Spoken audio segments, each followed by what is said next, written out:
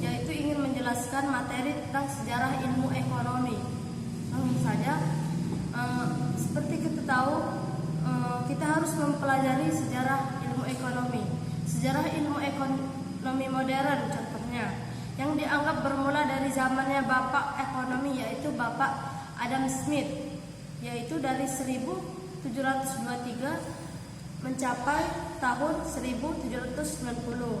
Pemikiran tentang mengenai ilmu ekonomi oleh Adam Smith dimulai dari diterbitnya buku World of Nations, yaitu bukunya diterbitkan di tahun 1976.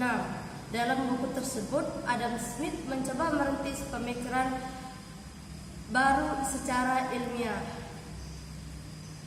Nah, setelah itu membahas tentang pengertian ilmu ekonomi.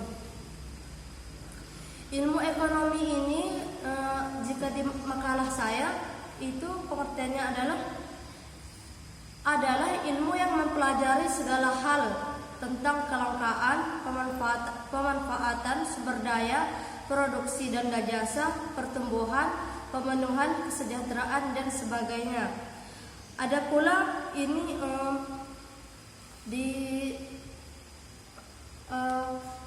selain makalah saya, ada juga di informasi lain.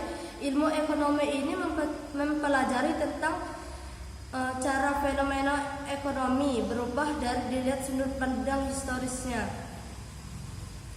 Sejarah ekonomi ini menggunakan gabungan metode sejarah, statistik, dan teori ekonomi terapan sampai peristiwa sejarah. Nah, teman-teman juga sering bertanya masalah pokok ekonomi ini muncul karena apa itu? Apa penyebabnya? Nah, penyebabnya ini muncul karena kesepakatan yang dicapai antara kebutuhan manusia yang tidak terbatas dan bersumber daya yang terbatas. Nah, terusan kapan ilmu ekonomi ini sebagai suatu ilmu pengetahuan? Nah, dengan mempelajari sejarahnya, kita dapat mengetahui kebijakan ekonomi apa saja yang sudah diambil pemerintah dan bagaimana dampaknya terhadap perekonomian Indonesia, serta dapat memberikan kontribusi untuk mengatasi permasalahan ekonomi yang ada.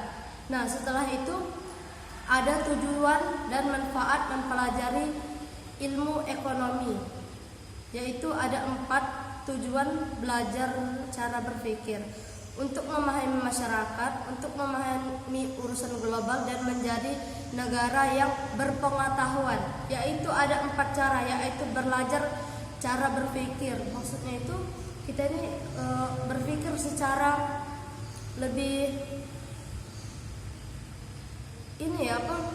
lebih tanggap itu, untuk memikirkan masalah perekonomian yang ada di Indonesia.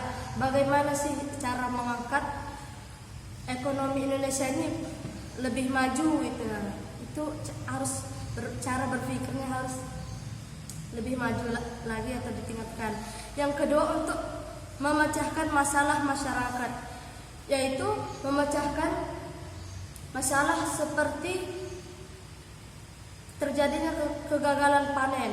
Nah, kegagalan panen ini kan sering terjadi di desa-desa. Nah, kegagalan panen ini juga sering disebabkan oleh hewan hama, kesalahan pupuk, dan lebih banyak lagi. Nah, kita berpikir seperti ini untuk membantu masyarakat supaya tidak terjadi kegagalan panen itu seperti apa itu. Supaya pupuknya itu tidak harus pupuk kimia, bisa juga pupuk organik ya, teman-teman, seperti kotoran sapi, kambing, supaya sawah itu atau padi itu tidak terlalu tercampur banyak bahan kimia. Dan yang ketiga, untuk memahami masalah global, Ini memahami masalah global yang ada di Indonesia lah. Dan yang keempat, menjadi warga negara yang berpengetahuan. Insya Allah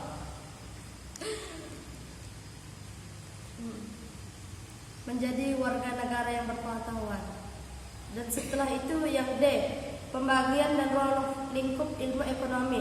Pembagian itu ada 7, yaitu 1, ekonomi publik, yang kedua ekonomi internasional, yang ketiga ekonomi pembangunan, yang keempat ekonometrika, kelima ekonomi industri, keenam ekonomi tenaga kerja, ketujuh ekonomi regional dan perkotaan, dan yang terakhir sejarah pemikiran ekonomi.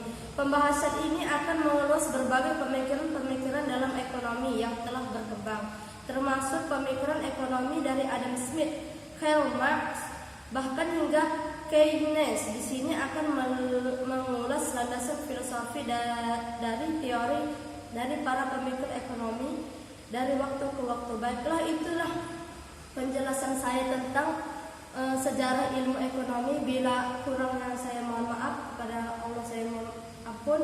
Saya akhiri. Wassalamualaikum warahmatullahi wabarakatuh.